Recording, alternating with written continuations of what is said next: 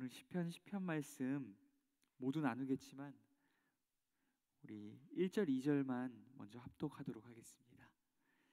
시편 1절 2절 합독하도록 하겠습니다. 함께 읽겠습니다. 여호와여 어찌하여 멀리 서시며 어찌하여 환난 때에 숨으시나이까.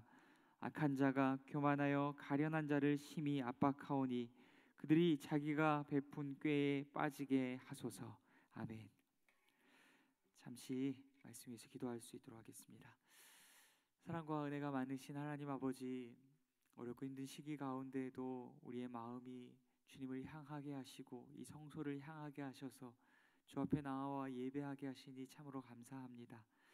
하나님, 이곳에서 예배하고 또한 우리를 부르신 저소들에서 하나님을 예배할 때에 하나님께서 동일하게 우리의 마음 가운데 임재하시고 우리를 만나주시고 우리를 만져주시며 우리를 온전케 하시고 우리를 회복케 하시며 우리를 새롭게 하심을 경험할 수 있는 참된 예배의 시간 될 수 있도록 하나님 인도하여 주옵소서.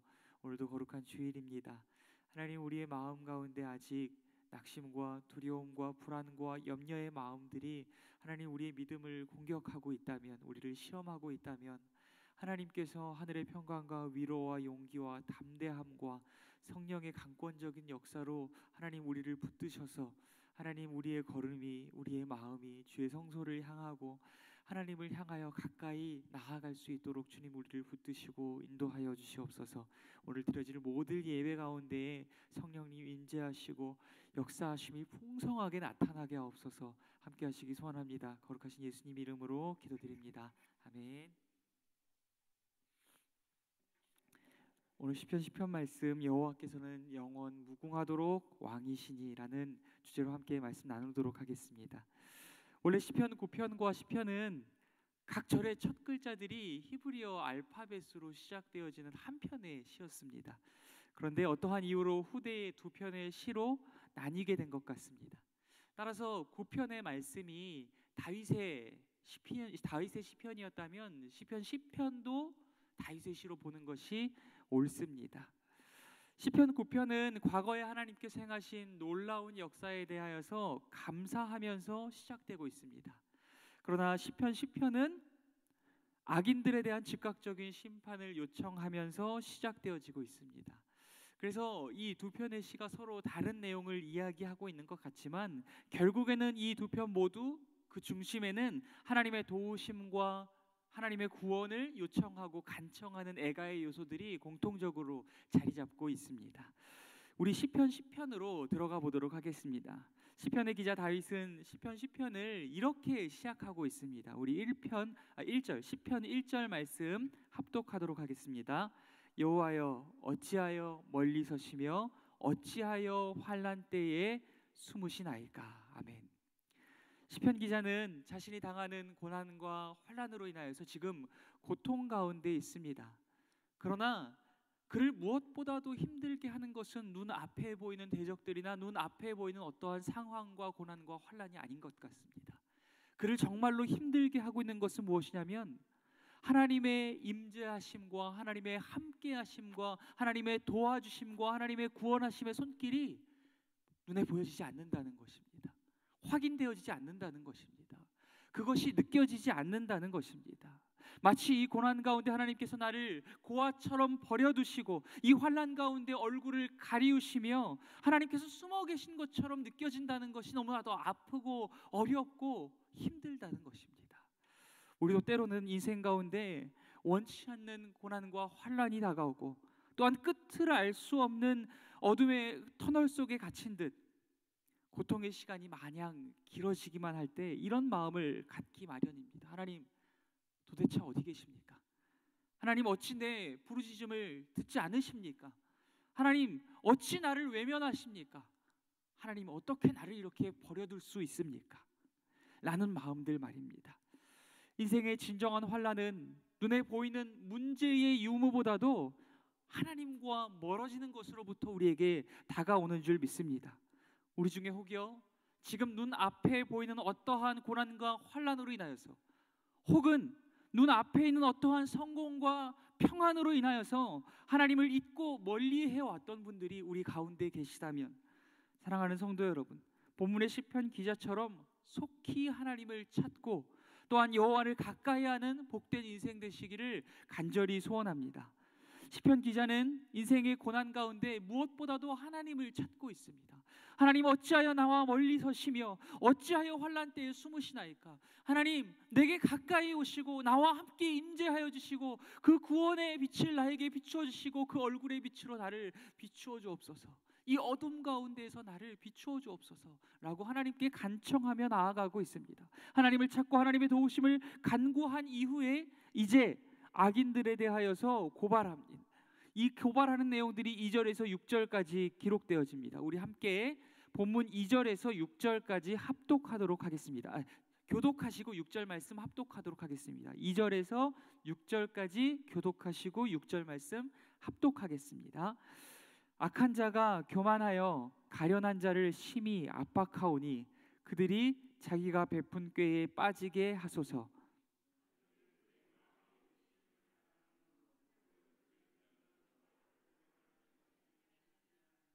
악인은 그의 교만한 얼굴로 말하기를 여호와께서 이를 감찰하지 아니하신다 하며 그의 모든 사상에 하나님이 없다 하나이다.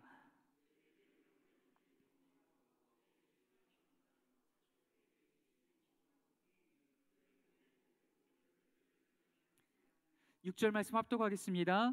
그의 마음에 이르기를 나는 흔들리지 아니하며 대대로 환난을 당하지 아니하리라 하나이다. 아멘. 시편 기자가 고발하는 악인의 특성들을 우리가 함께 말씀으로 읽었습니다. 여러분, 공통적인 요소들이 보이십니까? 지금 다윗이 고발하고 있는 원수들, 대적들, 그들의 공통점들이 이 말씀 가운데 기록되어 있습니다. 본문 2절에서는 교만을 말합니다. 그리고 본문 3절에서는 마음의 욕심을 자랑한다라고 이야기합니다. 마음의 욕심이 있는 것뿐만이 아니라 마음의 욕심이 있는 것을 자랑한다고 이야기합니다. 그리고 4절에서 보면은요, 교만한 얼굴을 가졌다라고 이야기합니다. 그리고 5절에서는 그는 주의 심판이 자기에게 미치지 않을 것이라고 말합니다. 그리고 모든 대적들을 멸시합니다. 그리고 마지막으로 본문 6절에서는 나는 흔들리지 아니하며 대대로 환난을 당하지 아니할 것이라고 말합니다. 여러분, 공통점을 발견하셨습니까? 바로 교만입니다. 교만의 요소들이 그들 가운데에 공통적으로 자리하고 있습니다. 악인은 교만함으로 인하여서 하나님과 하나님의 심판을 두려워하지 않습니다. 그러므로 여호와를 배반하고 멸시하며 하나님이 감찰하지 않으시며 하나님도 없다고까지 말하고 있습니다. 자기의 욕심을 위해 약자를 탄압하고 착취합니다. 그럼에도 불구하고 주의 심판이 나에게 미치지 않으니 자신은 영원토록 흔들리지 않고 환난을 당하지 않을 것이라고 이야기합니다. 시편 기자가 지적한 악인은 누구입니까? 1차적으로 자신을 대적하는 원수를 의미할 수도 있습니다. 그러나 늘 다윗이 그래왔듯이 다윗이 대적하는 자들은 하나님을 대적하는 자들을 향하고 있습니다. 지금 시편에서 그가 최종적으로 지목하는 대상은 하나님이 아닌 우상을 섬기며 하나님을 멸시하고 또한 자신들의 왕국이 영원할 것이라 착각하는 이방 나라와 이방 나라의 통치자들을 향하고 있는 것 같습니다. 이는 물론 오늘날 하나님을 믿지 않는 불신자들과 불신 풍조로 가득한 기업과 민족과 국가와 세상을 의미할 수도 있겠습니다. 우리는 세상 속에서 이러한 불신 양태와 풍조를 경계해야 할 뿐 아니라 우리가 그 불신 풍조에 사로잡힌 자들과 싸우는 것이 아니라 우리 자신 속에 이와 같은 불신 풍조가 자리 잡지 못하도록 성령을 의지하여서 말씀과 기도로 날마다 싸워내야 할 줄 믿습니다. 우리 본문 7절에서 11절까지는 교만한 자가 무죄한 자에게 가하는 엄청난 해들을 고발하고 있습니다. 본문 7절에서 11절까지 한 절씩 교독하시고 11절은 합독하도록 하겠습니다. 본문 7절에서 11절까지 교독하겠습니다. 그의 입에는 저주와 거짓과 포악이 충만하며 그의 혀 밑에는 잔해와 죄악이 있나이다.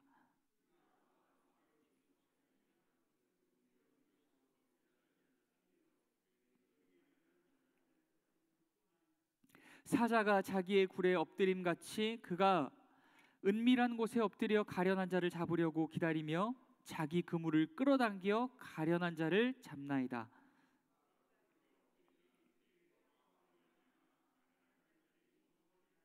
11절 합독하겠습니다.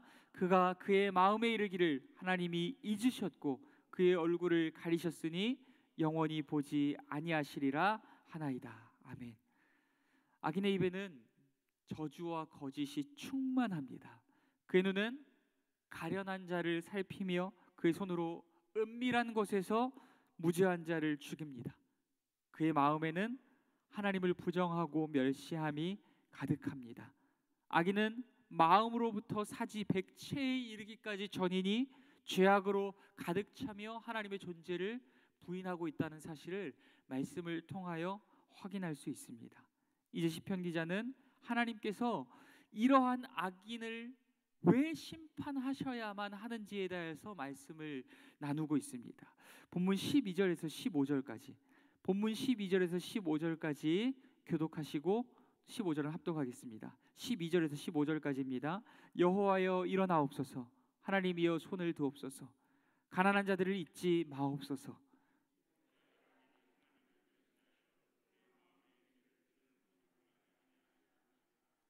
주께서는 보셨나이다. 주는 재앙과 원한을 감찰하시고 주의 손으로 갚으려 하시오니 외로운 자가 주를 의지하나이다.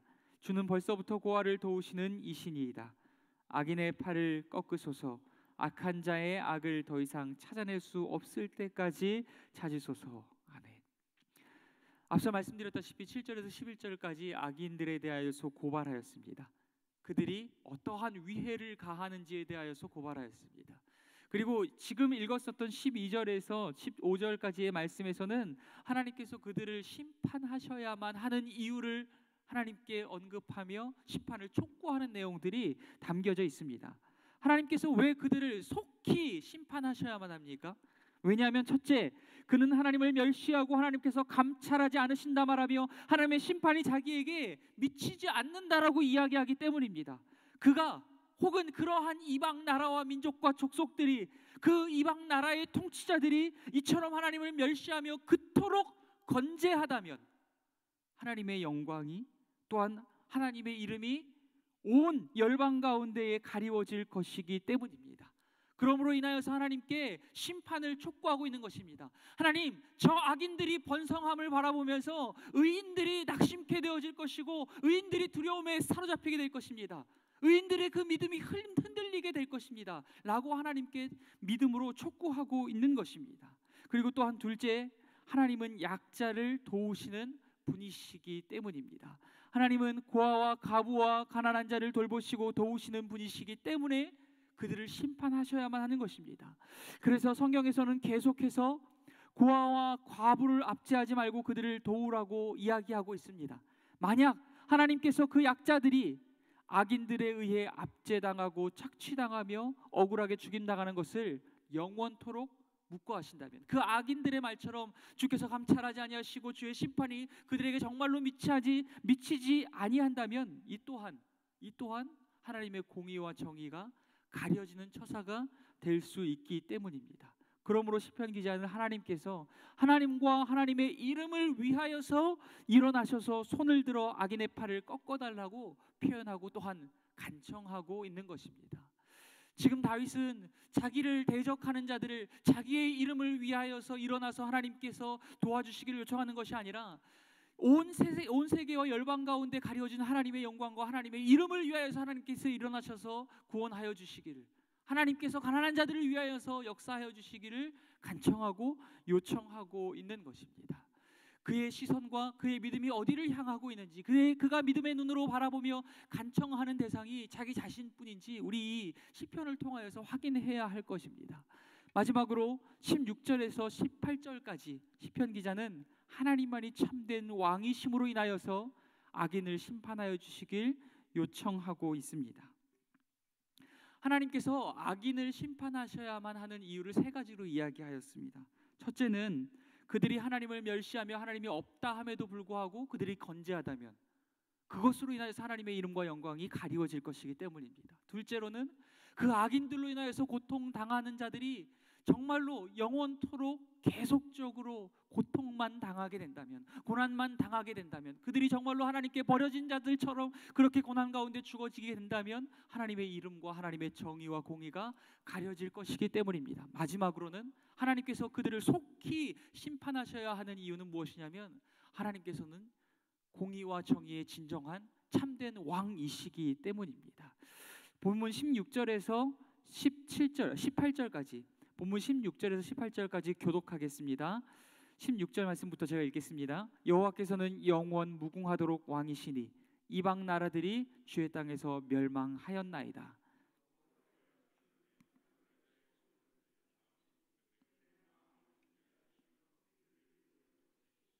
18절 합독하겠습니다. 고아와 압제당하는 자를 위하여 심판하사 세상에 속한 자가 다시는 위협하지 못하게 하시리이다. 아멘.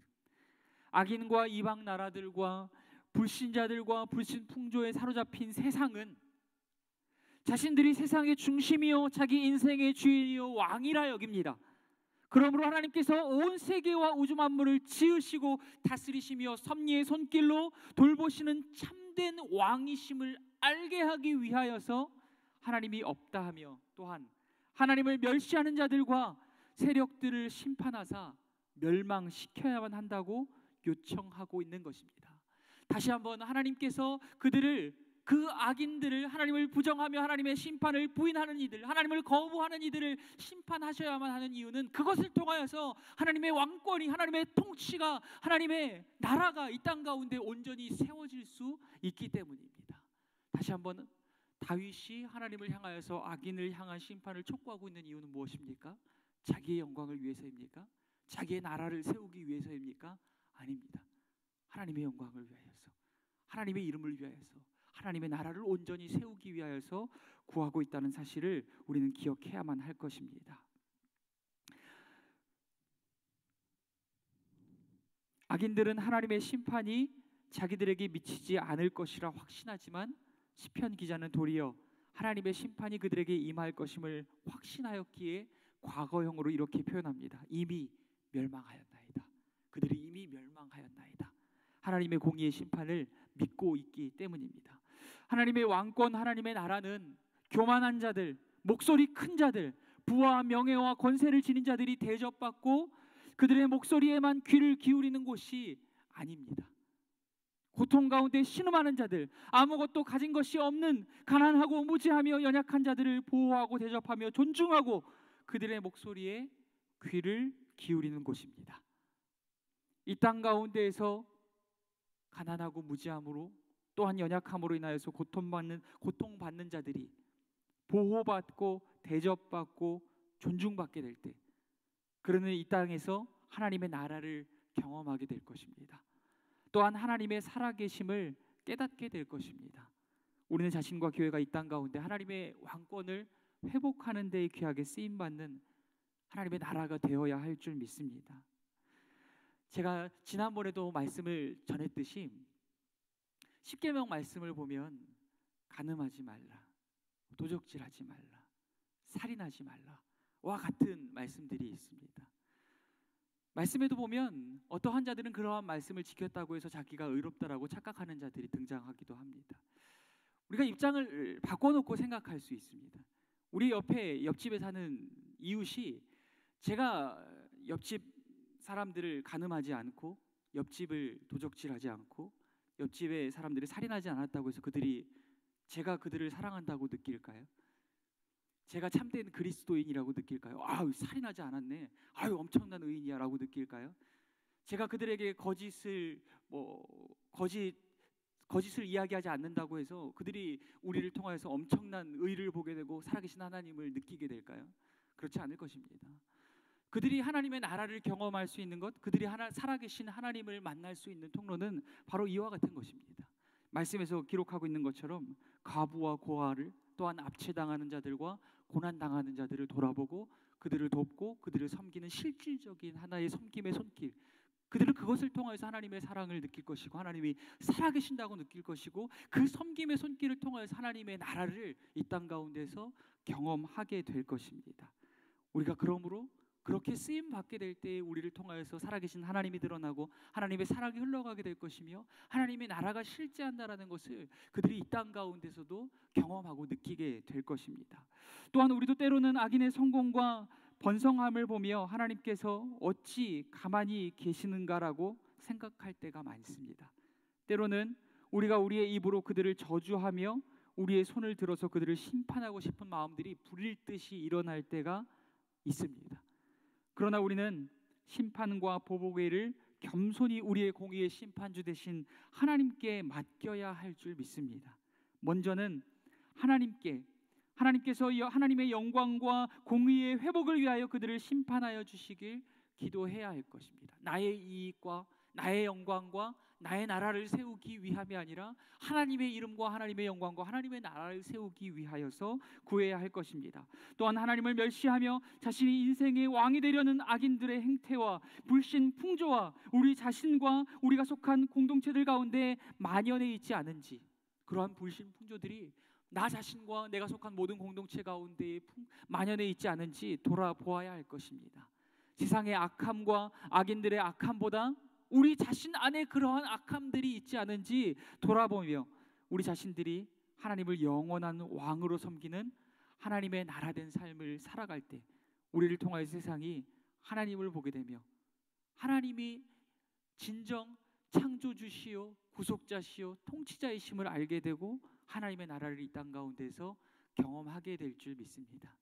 오늘 나눈 말씀들 가운데 다윗이 무엇을 위하여서 하나님 앞에 악인들의 심판을 요청하는 기도를 드렸는지, 또한 우리가 어떠한 삶을 살아가게 되어질 때 불신자들이 우리를 통하여서 하나님의 나라된 삶을 경험할 수 있는지, 이 말씀들을 다시 한번 묵상하시면서 우리를 부르신 삶의 처소들 가운데에서 우리가 어떻게 살아내야 할지를 결단하는 기도로 하나님 앞에 나아갈 수 있었으면 좋겠습니다.